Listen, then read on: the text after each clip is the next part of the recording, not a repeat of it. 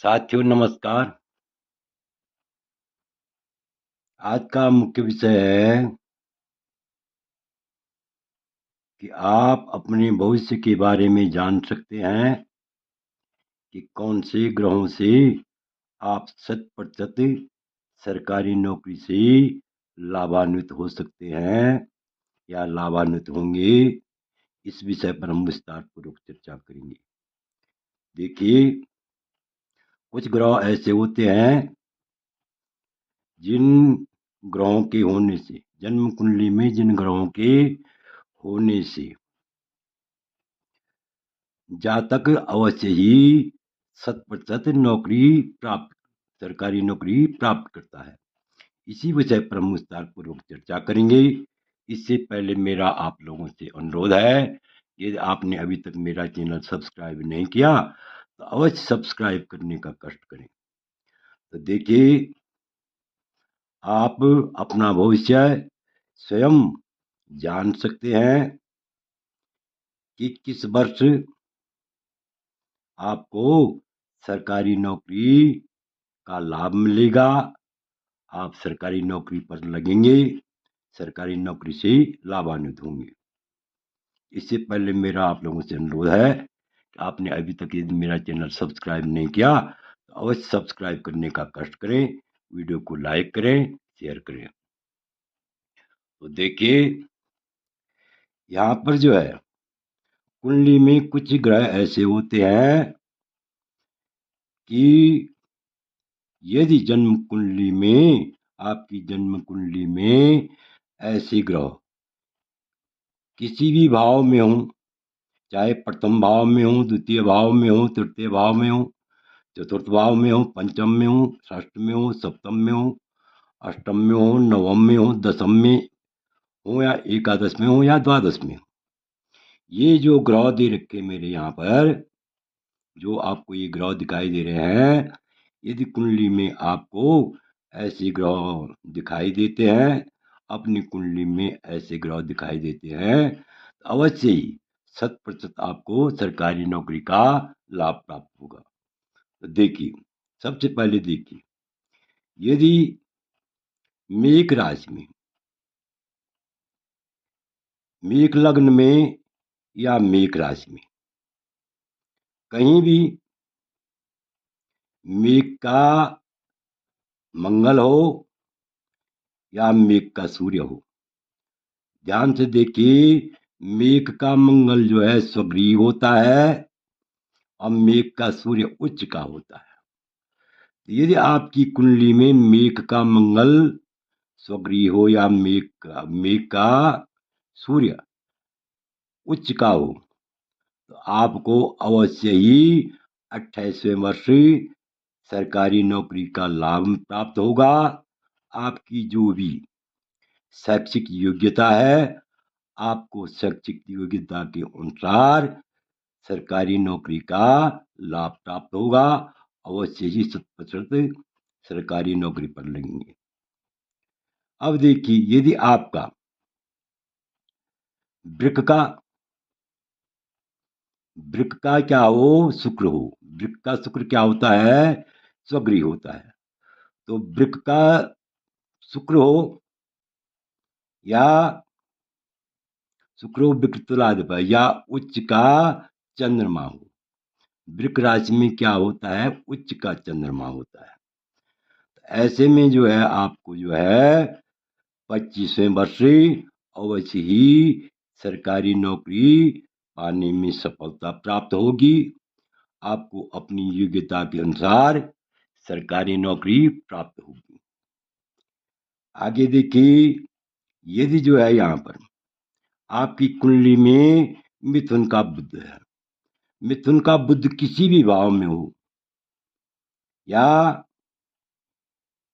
वृक का शुक्र या चंद्रमा किसी भी स्थान में बैठा हुआ हो, विशेषकर केंद्र में यदि ऐसे ग्रह बैठे हुए हों या त्रिकोण में, त्रिकोण कहते हैं 9वें, 5वें और 9वें स्थान में बैठे हुए हों, तो ऐसे जातक को 100% सरकारी सेवा का लाभ प्राप्त होता है।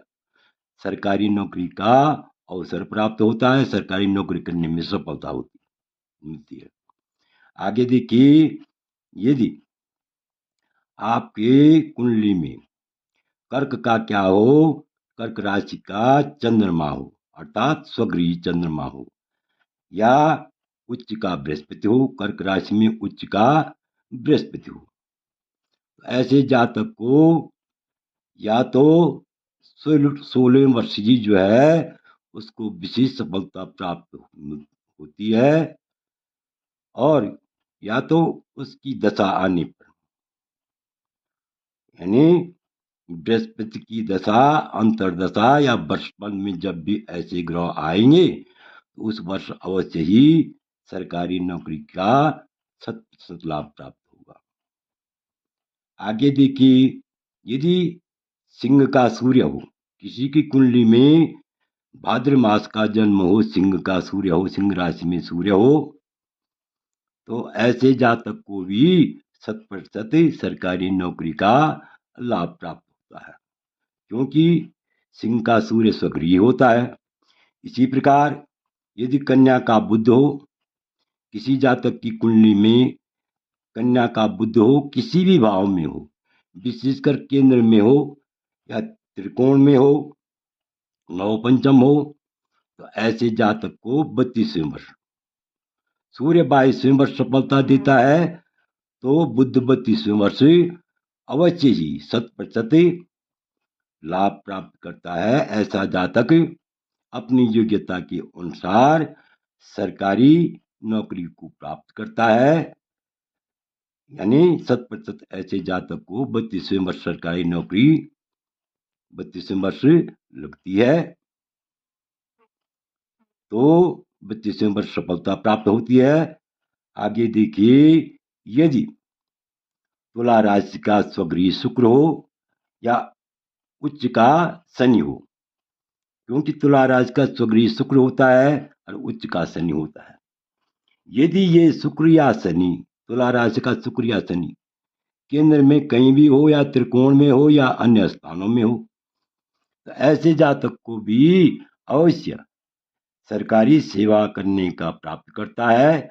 जो भी उसकी योग्यता है, उस योग्यता में अपनी योग्यता के अनुसार वह सफलता प्राप्त करता है, और सरकारी सेवा का ऐसे व्यक्ति को अवसर प्राप्त होता है। अब यहाँ पर देखिए, ये वृश्चिक का मंगल, स्वगृह मंगल, यदि ऐसा मंगल, यानी वृश्चिक का मंगल किसी भी भाव में हो, केंद्र में हो, त्रिकोण में हो या अन्य भावों में हो, तो ऐसे जातक को 28वें वर्ष सरकारी नौकरी का लाभ प्राप्त होता है।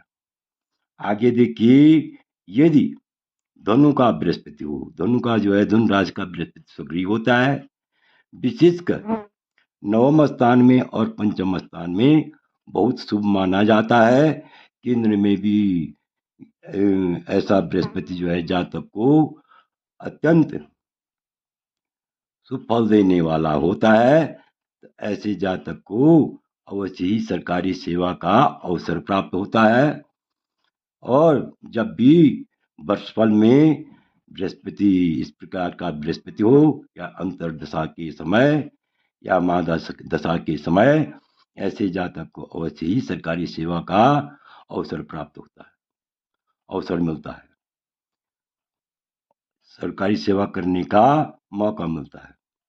तो देखिए, यदि किसी जातक का मकर राशि का जो है शनि हो, स्वगृही शनि हो, या मकर राशि का उच्च का मंगल हो, कहीं भी बैठा हुआ हो, लग्न में बैठा हुआ हो या केंद्र में बैठा हुआ हो, ऐसे जातक को भी 100% सरकारी सेवा का मौका प्राप्त होता है। सरकारी नौकरी से ऐसा जातक लाभान्वित होता है। इसी प्रकार, यानी ये शनि, यदि शनि जो है मकर का है, यहाँ पर ध्यान देने योग्य बात यह है, शनि मकर का है, 36वें वर्ष लाभ प्राप्त होता है। और यहाँ पर यदि जो है मंगल, मकर का मंगल है, तो 28वें वर्ष प्राप्त सरकारी सेवा का से ऐसा जातक लाभान्वित होता है। इसी प्रकार यहाँ पर 25वें वर्ष शुक्र शुभ फल देता है और 36वें वर्ष शनि शुभ फल देता है। इसी प्रकार यदि यहाँ पर देखिए, यदि जो है यहाँ पर कुंभ राशि का शनि हो तो ऐसे जातक को भी 36वें वर्ष सरकारी सेवा का करने का मौका प्राप्त होता है, अवसर मिलता है। अवश्य ही ऐसा जातक 36वें वर्ष सरकारी सेवा से लाभान्वित होता है। इसी प्रकार यहाँ पर यदि मीन का बृहस्पति है या शुक्र है, मीन का बृहस्पति 16वें वर्ष जो है भाग्योदय करता है और यहाँ पर जो है मीन का शुक्र 25वें वर्ष भाग्योदय करता है। तो ऐसे जातक को भी यदि किसी भी भाव में ऐसा बृहस्पति या मीन का बृहस्पति या मीन का शुक्र हो, विशेषकर केंद्र में हो या नव पंचम में हो या त्रिकोण में हो, तो ऐसे जातक को जो है अवश्य ही सरकारी सेवा करने का अवसर प्राप्त होता है। आशा है कि आप इस वीडियो को भली बात समझ गए होंगे। आपसे अनुरोध है, ये आपको यह वीडियो अच्छा लगे तो मेरे चैनल को अवश्य सब्सक्राइब करें, लाइक करें, शेयर करें। वीडियो देखने के लिए बहुत बहुत धन्यवाद।